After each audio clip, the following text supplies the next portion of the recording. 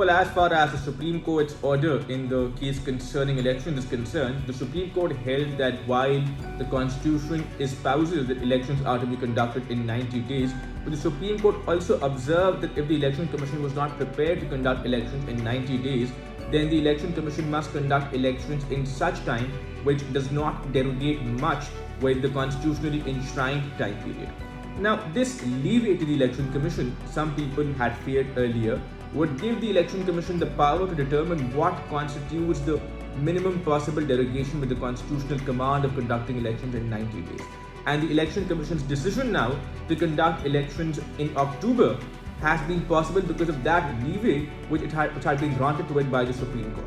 Now, the question that we now have is whether or not the Election Commission's decision to postpone elections to the Punjab Assembly till October, whether or not this decision constitutes contempt of court. In my view, this does constitute contempt of court because conducting elections in October is not the minimum possible derogation with the constitutional command of conducting elections within 90 days. Furthermore, as far as our constitutional scheme is concerned, the executive comprises those who have been elected. So you only have the right to govern because you have been elected.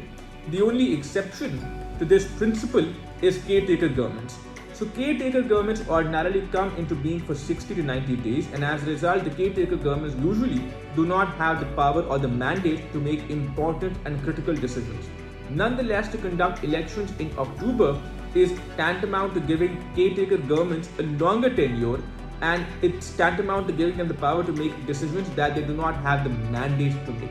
So not only is the Election Commission's decision unconstitutional, but the Election Commission's decision is also inconsistent with the judgments rendered by the Lahore High Court and the Supreme Court. I think it's also,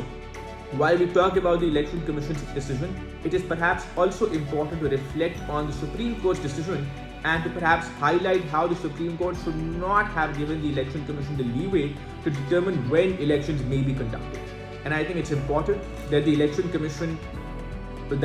Commission's decision is set aside by the Supreme Court because